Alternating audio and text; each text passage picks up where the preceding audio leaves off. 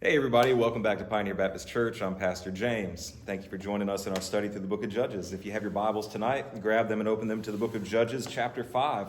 We're going to be covering the Song of Deborah, which is a poetic recount of this story of Deborah and Barak's deliverance of the people of Israel. We studied chapter 4 last week, and we saw some fantastic movements of the Lord in the life of a man named Shamgar, the prophetess Deborah, who he spoke to and told to go to war, Barak, the king of the army, who she solicited to go with her, and then the woman Jael, the wife of a Kenite, who ended up driving a nail through the head of Sisera, the general of the army they were fighting. Israel uprooted them. God granted a great deliverance through an unlikely passage so that he alone could get glory. Now, that's the overview of chapter 4. Chapter 5 is going to be a poem that tells a little bit more to the story. It's going to tell us how God did what he did, and it's also going to tell us what it is that we are to praise God about during times of war and times of deliverance. How many of you would say that when Osama bin Laden was taken out from the face of the earth, when Barack Obama walked to that podium at like 8:30 p.m. at night, and there was a special announcement addressed to the nation, and you heard that Osama bin Laden had been thrown into the depths of the sea off a Navy carrier after his body was recovered in a cave, how many of y'all wanted to celebrate a little bit? Yeah, absolutely. And there's a reason to celebrate. Evil was overcome. There was somebody who deserved justice that got it. And I'll tell you, it's a blessing when that happens. Deborah did the exact same thing. You know, she was a female, and she was recruiting a man who was the head of the army to go to war, but the man wouldn't go to war without her there. I'd imagine that she had to be a little bit scared, Brother Allen, I would say, because she'd never seen war before, right? She'd only been oppressed. And they weren't exactly equipped for war. We found out last week they didn't carry swords and shields and spears and stuff. They just collected stuff like a jawbone of a donkey that we saw from Shamgar. And they went up there 40,000 deep and went to war. So I'd imagine she was a little scared for her life. But as she sat up there with the military leaders and watched God uproot the army in the valley, those 900 steel chariots that nobody was willing to face before, but God, in an instance, uprooted them. We're going to find out a little bit how here in the story tonight, in the poem tonight. I'd imagine she'd just bust out in song saying, look, when I'm obedient to God, no weapon formed against me shall prosper. And so it's going to be fun to reread this hymn, or this song, this hymn, because when we go back through it, we'll get added details to this military battle. But we'll find out what we should be praising God about. And we'll be finding out that when you put something in a song, it's oftentimes remembered far longer and far more reaching than your immediate story itself. So you can tell like a little story, but if you sing a song, that tune will carry in somebody's heart, and they'll be singing it, 100 miles down the road for some reason. You can ask my wife. I sing the most random songs in the world. We'll never turn a radio station onto those things, but it'll just pop in from 20 years ago, and I'll be humming it as I go down the thing. I don't remember what I was doing when I heard it. Don't remember what was going on. I don't remember the story, but I remember the song. And what we're going to find here is that Deborah sets in stone, makes a memorial in the form of a song about the people who helped her, people who obeyed by faith, and the people who bailed on her. And they're going to have to bear that shame for the rest of their lives. So let it be known tonight that as we go through this, there is something to be said about singing God's praise. It memorializes the awesome things that he does. We love singing special music on Sundays because it reminds us of greater times that we've seen before. But what we need to do is also remember that memorializing things can also hold up shame for all the people to see. One of the things that you guys might have noticed in our culture here recently is that there was a push to tear down monuments across our country. Well, that's not uncommon. You know, that normally when history goes forward and there's things that people are ashamed of, or they look back on it and they think it's not so good, they want to not be reminded of it.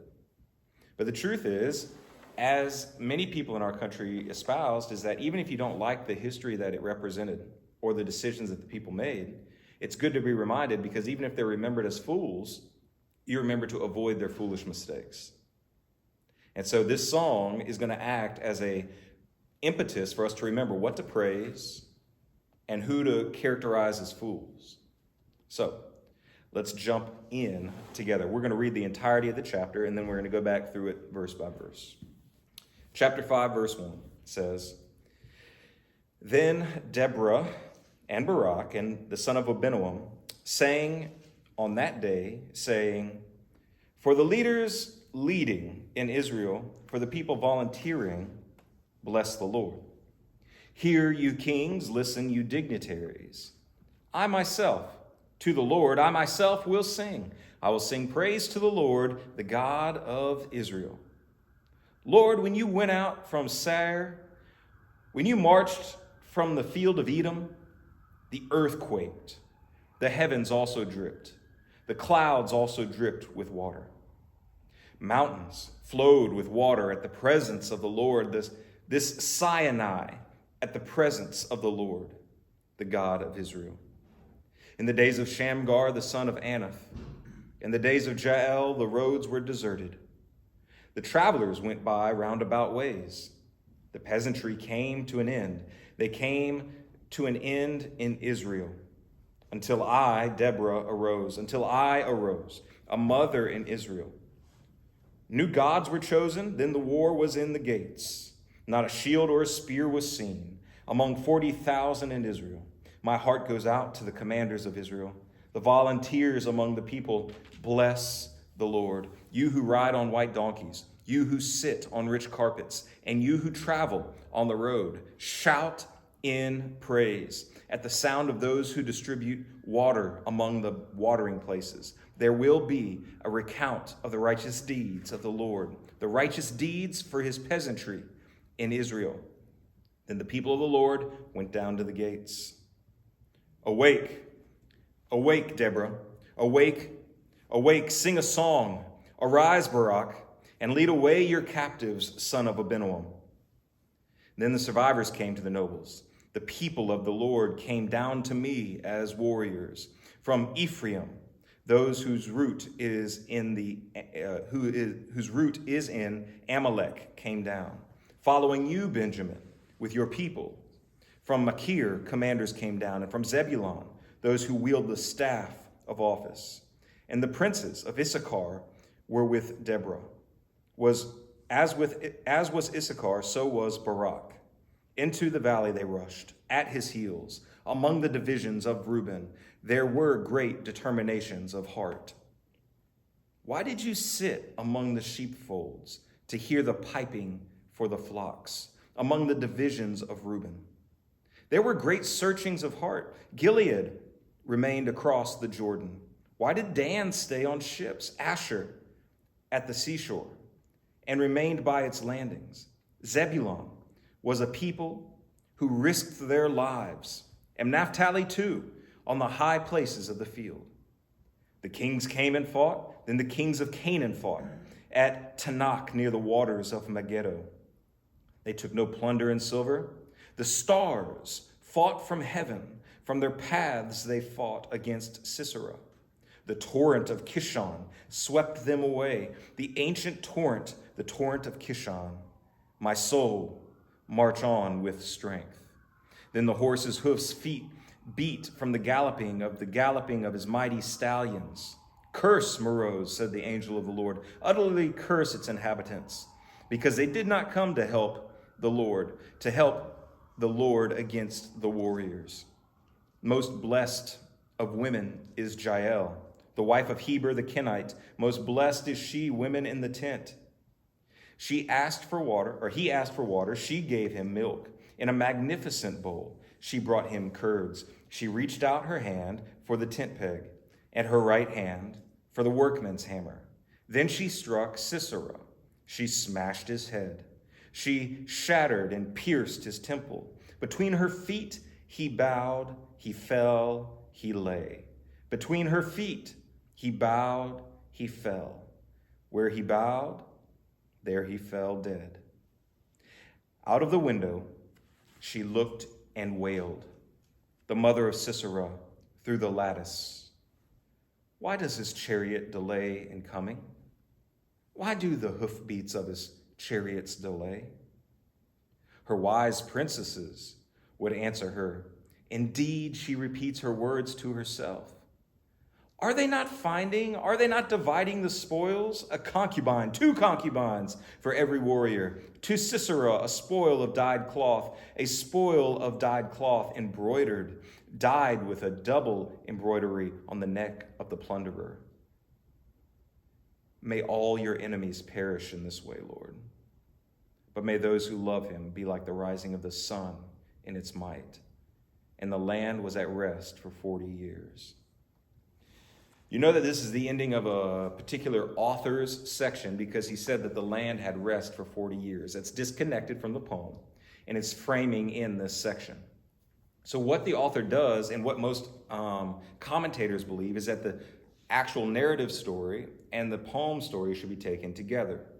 Why? No one's quite sure, but the way the author framed it, it seems evident that they want to be considered together. For a moment, I want you to consider with me that as you go back throughout the Old Testament, you'll realize that there is some analogous structure to what we found in Genesis. We talked about this early on in the book of Judges. You see this narrative of what actually happened, and then you see a song about what happened. In the book of Genesis, you see the opposite. You see that God created in a poem in Genesis chapter 1, and then you see in chapter 2 the creation narrative in a narrative. And we see that, like it was analogous earlier on when they had Judges, this also structurally seems to be a similar thing. So what does that mean? Well, it means it's not unique to this. It means that we can understand it. In the book of Genesis, for instance, we see an overview presented in a poem, and in the narrative, we see a zooming in to a specific couple of actions that are important to move the story forward. Last week in the narrative, what did we see in the zoom in? Well, we saw that a guy named Shamgar was at work, right? And maybe at a different time, maybe at the same time, we're not sure, but he killed 600 Philistines with the jawbone of a donkey, all right? He didn't have a sword. God came upon him mightily like a judge, like the judges that are going to come in the future. We see that God didn't deliver all of Israel through him, which we might have expected. We were surprised to see that there was a woman leading Israel at this time. And we talked about the fact that it wasn't because of their godliness that they elected a woman into place. This is actually, Isaiah will say later, a bit of a shame for them. That's nothing against Deborah. Deborah was a faithful woman of God. She was willing to be used by God in a place where nobody else was willing to be used. God will use the people who are available to be used. So she was judging. God was using her. God was glorified through her.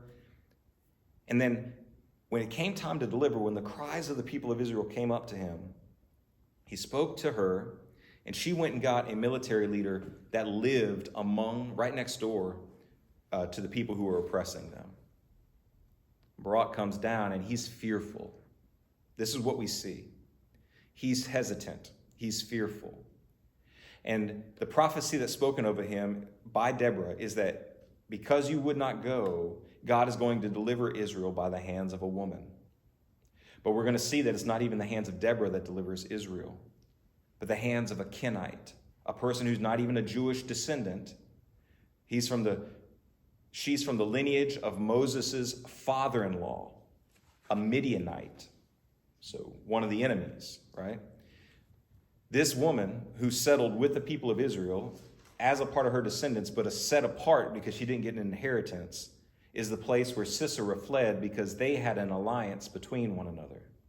But this God-fearing woman found Sisera tired and put him to sleep with some milk and then pierced his skull with a nail. What does all that have to do? Why did we zero in on this story? Well, we found out that God can deliver his people by anybody and by any means he chooses. When God calls you and he pulls you out to do a work, you need to go do it. It's very important that you finish the work we've been learning about through the book of Joshua. And in Judges, we realize that it's very important that we rise up to do the work. Because as you get farther away from the mission, right, the primary mission, like the Pilgrims came to America, right, to settle and have religious freedom. They threw off the shackles of oppression in the state church. But the farther and farther we get away from that, the farther and farther we get away from their founding principles. The farther and farther we get away from holiness. And okay, occasionally we'll have revivals, right? A revival of reminder. It's almost similar to the times of the Judges, where when things get bad enough, when there's enough guys drunk in the streets, or coal miners leaving in their wives or beating their wives, or there's enough secret societies that are being pursued rather than home and growth and all this different stuff, when that part of the country was growing, the people cried out to the Lord. And he raised up a man named Jonathan Edwards, who read his boring sermon in the pulpit like this. And he talked about sinners being in the hands of an angry God, and then people started speaking in tongues and falling out into the aisles. And the United States of America hasn't been the same since. But since his time, since that great period of awakening, we have again drifted away from that. And then there is a great man raised up by God, and again, totally different than Jonathan Edwards. He was a man from North Carolina, tall and lanky. He started out as a Presbyterian, but he got too many people saved. So he ended up becoming a Baptist. His name is Billy Graham. Filled thousands, counseled many presidents. And during his tenure, many of you and maybe many of your parents came to know the Lord. And there was a resurgence of holiness and that carried us through the 80s and the 90s. And now we're back into we're about 30 years through his beginning of ministry. And guess what? We have lost our way again. If you notice, each time we go a little farther, a little more distinct in our sinfulness. It's the same way in the book of Judges. And so, when we read this and we see this story and we focus in, we zero in, what we realize is that God will use who's available. So be available, all of you, women, men, children. And then rise up when he calls you, because when you call out to him and he responds and he raises up people physically here on the earth to give you some deliverance, he's going to use the most unlikely people so that he gets all the glory. If you see somebody who comes out like a shiny new penny and everybody wants a piece of him, I can almost guarantee you that that's probably not the person that God's going to use to deliver his people. It's not to say they're of no account or they're no good. It's just not how God normally does it. It's just not how he normally does it. Have y'all ever listened to one of Billy Graham's sermons today? Can I tell you the truth? He wasn't a good preacher. He wasn't. He'd hold up a newspaper and say, there's lots of problems in this world. He'd talk about Ukraine today. He'd talk about immigration at the southern border. He'd talk about in his North Carolina accent the rising cost of gas prices, and he'd wag his finger and say that it's because of your sinfulness. And everybody would respond because God had opened their hearts, just like he did with the people of Israel. Nothing wrong with it. He uses these people. But my point is simply this. I know that we seem like a small church in the middle of nowhere. But when God moves in your heart, when you get that call to do something, rise up in faith and do it, because he will empower you to do it. Even today, I had to have a conversation with a church member. And I was scared to do it, but I had to do it. And before I even got around to the issue, the person told me this problem was already taken care of. He had gone before. All I had to do is watch. And what we're going to see from here is that they had to watch. That's all they had to do. They just had to be obedient to go and watch God do what he was going to do. So let's walk through it together, because I don't want to keep you here all night. All right. It says, then Deborah and Barak, the son of Abinoam, sang on that day. They sang. All right, so that's part of victory. When you're looking back over God's goodness, we got to sing about it. Maybe we'll offer a Sunday school class in songwriting one day where we can start writing about all the good things he's done to our church. Like, I remember the day when we voted on a sound system. We didn't have all the money, but when we signed the contract, we got a gift and it covered the cost. In case y'all didn't know, that's already happened. So we got to sing that song because God knows and God takes care, right? I haven't figured out all the words to that tune yet, but we're going to work on it, okay? He says, listen, this is the reason they're singing. For the leaders leading in Israel. Did y'all hear that? It's not, do you guys know that it's not a given that the leaders are going to lead well? Have y'all noticed that in our country? When the leaders lead, you celebrate. You celebrate because it is a good gift from God. When people are willing to stand up, even in great odds, and stand up for what they're willing to believe, you celebrate it. You've seen this with the guy Zelensky over in Ukraine. I don't know whether he's a good dude or a bad dude, but when he stood up to what was pictured as a larger Russian force, everybody cheered all over the world. This is brave, this is heroic, this is good. When leaders lead, you sing. When people volunteer to go do a hard work for the Lord, you sing, bless the Lord. I can't tell you how many times I've wanted to burst into song and thank the Lord when I come up here and the hedges are trimmed and no one said. When I come up here and I see that the tables and chairs have already been set up and no one asked. Or when I see that the yard has been mowed or the pavement pressure washed or the hole in the wall fixed or whatever it is, I get caught up with joy inside because people were willing to volunteer. Now, those are small things. These people went to war, but Deborah, right out of the gates, was praising God because, and listen, it did say bless the Lord. Bless the Lord because we had leaders who led and we had people who volunteered. This is a wonderful part of the story. It's a wonderful part of God's deliverance. Is not only does God deliver, but he uses normal people to do it. Listen to verse 3. It says, hear you kings, listen, you dignitaries. I myself, to the Lord, I myself will sing. I will sing praise to the Lord, the God of Israel. Now, I don't know if Deborah could sing. I bet you she couldn't. Not many people are all that gifted. She was a very wise woman. She's like a judge, right? Like, so picture Ruth Bader Ginsburg, having judged America for 93 years, having to go to war and then come home and sing the song, right? It's kind of comical because she couldn't hardly talk at the end. But she'd still sing because God's good, right? And so here we see that she herself is calling people to pay attention as she gives God praise.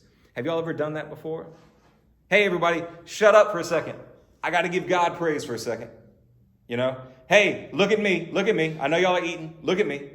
I just got to give God some praise. And a lot of people roll their eyes. They would seem that silly, but this is what's provoked in her because of God's deliverance. She's like, everybody shut up and listen to me. I'm going to give God glory for what he's done. And you're going to listen because he's worthy of it. Listen to what she says in verse 4. Lord, when you sent out from Seir, when you marched from the fields of Edom, the earth shaked and the heavens also dripped. The clouds also dripped with water. The mountains flowed with water at the presence of the Lord. This Sinai at the presence of the Lord, the God of Israel. Now, this is very poetic. You guys won't remember God revealing himself from a place called Seir or Edom before. Those are the places, remember, that they had beat up last time. They had oppressed them. They delivered them. The Moabites, the Edomites, the Ammonites, right? What she's saying and what she's picturing here, first of all, did you notice the water motif? That when you came down, the earth quaked, the heavens dripped with water, the clouds dripped with water, the mountains flowed with water, all right? That's an analogy, all right? It's a foreshadowing of what is about to come a little later. But she says that he came down from these pagan places to them. Now, this is poetry. It's not literary, or literally like a narrative. So what I want you to notice here with me is what is she picturing here? She's got the God of Israel coming down from pagan lands to deliver Israel. Well, who lived in the pagan lands? What gods? Do you guys remember some of their names? Baal is one of them. Asheroth. Chemosh. There's one more I'm forgetting. But here's the thing. Where would you expect God to come from? Well, you can't see him really anyways, but You expect it to come from his throne, right? In his kingdom. But you know how he entered the scene? From the kingdom of the false gods. In other words, they had no power or authority. Like he walked through their front door, through their backyard, and he came and got the battle. What she's doing here is flaunting that when God came, there was nothing their gods could do about it. He didn't come in a back door. He didn't come in a side door to attack. He walked straight through the middle of them in order to get to Israel. So that's a beautiful picture. And what he says is, she says that as you came, so did the water. Okay? Do you guys know what this foreshadowing is pointing to?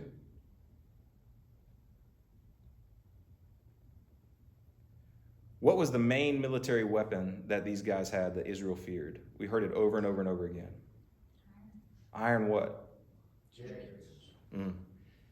Have you ever had a 3,000-pound chariot run through mud with one horse? I doubt it.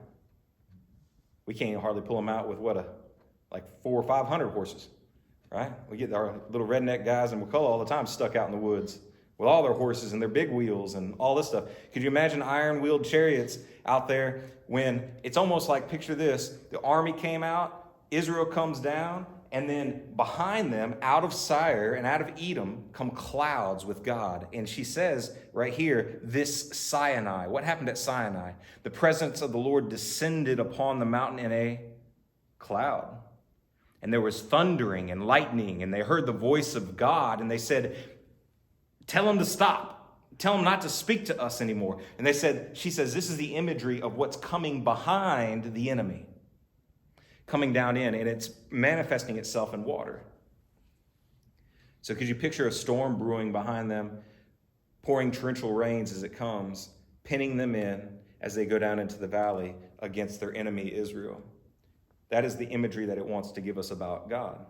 Listen to verse 6. It says, in the days of Shamgar, the son of Anath, in the days of Jael, the roads were deserted. And travelers went by roundabout ways. The peasantry came to an end. So you guys know what happened. They were so afflicted that nobody went by main roads. They all snuck through the mountains. And in these days, nobody had peace. She's painting a picture for what it was like before Deborah was called to free the people of Israel. And she says it. She says, until Deborah arose, I arose a mother in Israel. Notice she didn't say a warrior or a deliverer or anything else. She arose as somebody who cared enough about Israel to do whatever it took. This is a very feminine way to talk about a godly warrior, because the truth is her passion and her motive is not the same as a man. She's built different. And so when she came up, she loved Israel enough to get the job done, right? It's wonderful. And then listen, it says new gods were chosen. And then war was at the gates. I don't really know what the new gods were chosen, except for the fact that when she arose and she called people to repent, they turned from their sins and they started following God. And they chose new gods. They chose the God of Israel. And then because of that, war was in the gates. And listen to what it says. It says, not a shield or a spear was seen among 40,000 in Israel. Man, could you imagine going up against iron chariots without a spear to keep distance, right? Which is your primary weapon against something like that, or a shield to defer blows when they come charging by you. So the main things that they would need, they didn't even have. And listen to what it says. My heart, this is the mom, right? The mother of Israel. My heart goes out to the commanders of Israel and the volunteers among the people. Bless the Lord. So she paints a picture for you. Remember in verse 2, she says, for the leaders led and the people volunteered, she's going to bless the Lord. And now she's saying again, my heart goes out to the commanders of Israel, the leaders, and to the volunteers, bless the Lord. She paints a picture for you. She says, they went out against all odds in obedience to God. They got to see God coming from behind their enemy. And then she busts out into a praise. She says, you who ride on white donkeys, verse 10, you who sit on rich carpets, and you who travel on the roads, shout and praise. So all this time, she's been talking about, hush up, I'm going to praise. And now she says, now everybody who's actually enjoying the benefits of the freedom that they have now, these people who are riding on white horses are leaders. Those who are sitting on rich carpets have been liberated, right? And now they actually are not slaves anymore. They've got goods. And those who travel on the road instead of through the mountains shout for praise. The war is over. She calls everybody to give God praise for the benefits that come with freedom. Guys, today, even though we live in a messed up country, I believe that we should be constantly giving God praise for the freedoms we get to experience. Amen. A lot of people look down on Southern Baptists as kind of a throwback to an archaic time of America. But there's certain things that we do that is made fun of in our country today. We are considered overly patriotic or nationalistic at times. Now, America is not God's chosen people. That's Israel. You may be a part of Israel if you're a Christian, but that's not America. All right? God is good to us in a lot of ways, and we have a freedom that not everybody else in the world has. And it is not wrong for you to call other people to praise God for the benefits that he's bestowed on us. It's not wrong for you guys to tell everybody else on Facebook to shut up for a second because I want to praise the Lord about the benefits I have received because of his goodness, because of the goodness of the people around me, of the people who fought for our freedom, because of the people who are around us. This is what Deborah models for us. It's good when leaders lead. It's good when people volunteer to defend the country. And it's good when people trust in the Lord and what he's called us to do. And so we should call people to praise that. So that's what she's saying. And then in verse 11, it says, at the sound of those who distribute water among the watering places, there will be, there they will recount the righteous deeds of the Lord, the righteous deeds of his peasantry in Israel. And then the people of the Lord went down to the gates. Listen, it's like the people of the watering hole went down to the gates, and everywhere they go, they just tell of the good deeds of God, what he's done. So it's not just singing on the road. Isn't it kind of cool? They said sing on the roads. Isn't that what we do in our cars? Right? But it's also like when you get down to the gate, that's where business is done. And so like when you get to this DBPR or DFS or corrections or wherever you are going, you also tell people, hey, guess what, man? God got us through today. There's this big traffic accident over here. I can't believe we made it to work on time. God's good. We didn't get in a wreck. God's good. We had the freedom to get gasoline, even though it's $7 a pop. Have you ever been to Haiti or anywhere else in a third world country? Let me tell you, gasoline is not easy to get. When you get up in the mountains, Brother Bob, you know what they'll do? They'll get a old 2-liter bottle. They'll fill it up with gasoline in Port-au-Prince, right? And they'll walk it, or maybe 2 or 3 of them, up into the mountains. 6 hours of driving. I don't know how long it takes to walk that. And then what they'll do is you'll sit out there and you have these scooters that get you to Port-au-Prince or wherever you need to get your gas or your bread or your rice or whatever, because it's not up there in the mountains. And you have to buy it off these guys who pour it into your tank out of a 2-liter bottle. And that's all you got. If there ain't no 2-liter bottles up in the mountain, you ain't riding nowhere. And we are fortunate even at $7 a gallon. And we should praise the Lord for that. Now, should we also call our political leaders into account for being knuckleheads? Absolutely.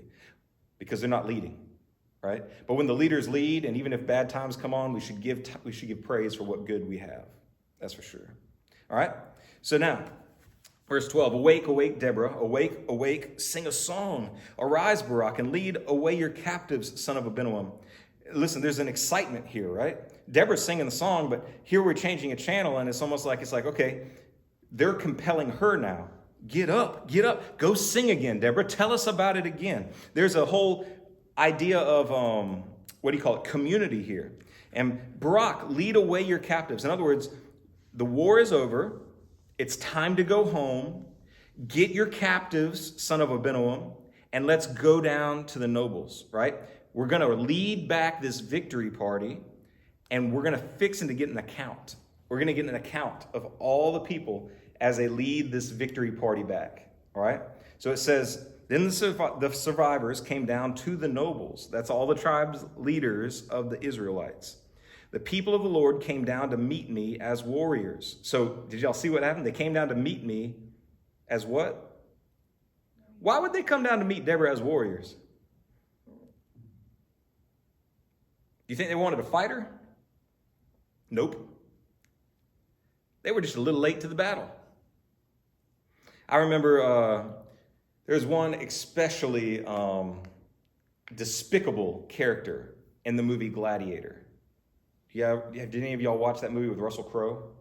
It's a fantastic epic if you guys ever want a movie to watch. But there's a guy in there named Claudius, and he's the emperor's son. He's a wicked little runt of a man, never going to fight, never doing anything. The man who the emperor loved is a guy named Maximus, and he is the leader of the Roman legions, and he wins all the army's battles. And the emperor's about to die. He's going to make Maximus the next leader. And Commodus, whatever the guy's name is no longer in the picture. He's a whiny, sulky little brat. And when they're on the battlefield, Maximus comes after killing the Gauls, and he kneels in front of the emperor. And he tells him, do not kneel before me, do not kneel before me. There's this beautiful scene, and all the army is about to cheer Maximus. Shout his name, not even the emperor's. And his son comes down on a white horse. He jumps off in battle gear, and he says, am I late? Am I late? Is the battle already over? He tells him, son, you've missed the whole war. And that's what she came down to. She leads, hosts all these captives, and the people of Israel bring their leaders, right? Because they hear now we're free. We're free now. So all the people grab their people, they come down and they're dressed for battle. We're going to come get it done. But listen to what it says.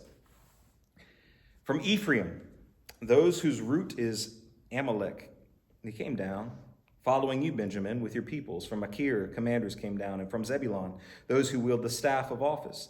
And the princes of Issachar were with Deborah. As was Issachar, so was Barak. Into the valley, they rushed at his heels. So there are these good people. There's Ephraim, there's Benjamin, there's Zebulun, there's Issachar.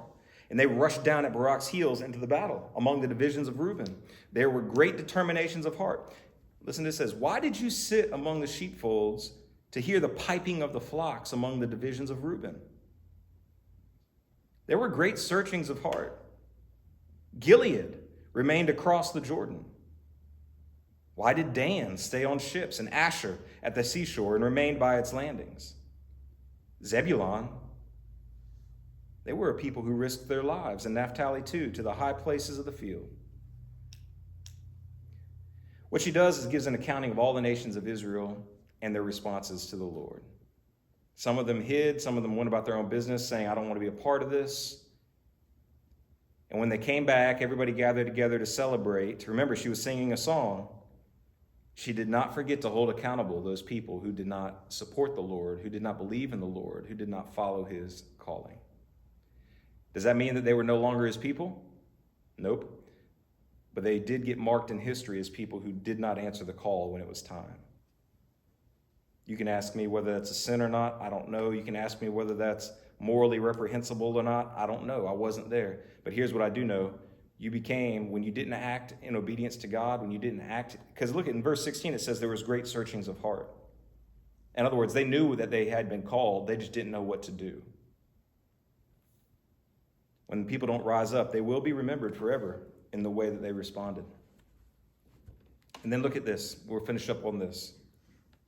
The kings came and fought. The kings of Canaan fought at Tanakh near the waters of Megiddo. They took no plunder. They took no silver. And listen, the stars fought from heaven.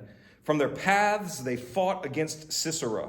The torrent of the Kishon, which is a watery place over there, it's like a river, swept them away. The ancient torrent, the torrent of Kishon. My soul, march on with strength. So literally what she says is there's stars from heaven fighting against the army. In the narrative, we're told that they turned their swords kind of on one another, that they were all defeated with the swords. We don't know whether God sent angels from heaven to do battle. Do you know where they're at? Do you guys remember where they're at? They're right by Megiddo. Do you know another battle that's going to happen in Megiddo one day? When God draws all the nations of the world together in the valley of Megiddo. He slays them with the tongue, and blood will rise up to the bridles of the horses. We don't know if God sent angels down, if he sent stars down, if he sent hail fire from heaven like he did against Sodom and Gomorrah. We don't know what he did here, but he did something with the stars of the heaven. It could just be lightning. Because remember, he came down off the cloud behind them coming across. And then the waters of the Kishon flowed mightily. And what did it do? It swept them away. And it tells it it's an ancient torrent. In other words, that thing would do it every now and again, but just at the right time, God called those waters forth from the ground, just like he did when he flooded the earth, and it swept those iron chariots away. And they stood helpless before them. And then it says, then the horses' hoofs beat from the galloping of his mighty stallions. Curse, Meroz, said the angel of the Lord. Did you notice who's fighting there? The angel of the Lord himself is there. Utterly curse its inhabitants, because they did not come to help the Lord against the warriors. So there's this other place, Meroz, I don't even know where that is at, that's getting cursed by the angel of the Lord because they didn't come. Did you notice what happened when God comes? He judges those people that aren't for him. And again, this is in the Valley of Megiddo again. Verse 24 says, blessed of all women, most is Jael, the wife of Heber the Kenite. Most blessed is she of women in the tent. And then she goes in and they announce what he did. She walks through, even in the song, and takes you through the story slowly. I'm not going to read that to you again. God was outrooting the people with stuff from heaven, with stuff from the ground coming up. Deborah and Barak and a few of the people of Israel were gathered to watch the show. And all the while this stuff was going, Sisera had fled to a tent, and God blessed Jael because she was working. She's the only one that actually had to lift a piece of steel. And remember we talked last week, she picked up a steel hammer and a steel nail, and she drove it into his skull. And that was salvation for the people of Israel. And we talked about how that foreshadowed the nailing of Christ to the cross as well. In verse 28, it says, out of the window she looked. This is the most epic part. I'm sorry we don't get to spend more time on this. This is the most ruthless thing. I thought her killing the guy with the tent peg was ruthless. Listen to this. Deborah put this in her song. Out of the window she looked and wailed. The mother of Sisera. That's the guy who's got his head nailed to the ground. Out of the window she looked and wailed, the mother of Sisera, through the lattice. Why does his chariot delay in coming? Why do the hoofbeats of his chariots delay? Her wise princesses would answer her. Indeed, she repeats words to herself. Are they not finding and dividing the spoils, ma'am? A concubine, 2 concubines for every warrior. To Sisera, a spoil of dyed cloth embroidered, dyed with the double embroidery on the neck of the plunderer. Listen, the mother of Sisera is looking out worried because it's taking too long. And she's praying to her gods that her son, the commander of the army, comes home. And her maids are around saying positive things. It'll all work out. They're actually collecting the spoil. Their victory was so big, he's going to come back rich. They're dividing the spoil. This is what's going to happen. So here's the picture. Deborah has just painted us a picture of her son laying in a puddle of blood with his skull smashed, dead on the floor, and his mother's heart torn as she waits for his return.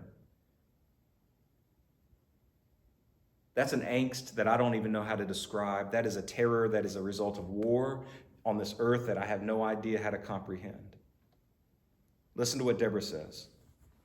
May all your enemies perish in this way. That is ruthless.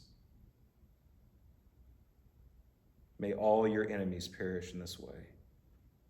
With your family lamenting and their hearts breaking, with your body crushed into the dirt, humiliated by who you were killed with. She says, may all God's enemies perish this way. What do you think God's going to do to the people who he crushes and sends to hell? I want you to look at how ruthless this is. And I want you to think about the eternal destiny of people who find themselves in that valley of Megiddo one day when Jesus Christ comes back. I want you to notice that it's not wrong for Christians to want justice to be done. As gross as you might think it is, as culturally inappropriate as you might feel it is today, this is the God we serve. And he is a serious God. And it is okay for us to be on his side and to be against people who fight and oppress his people.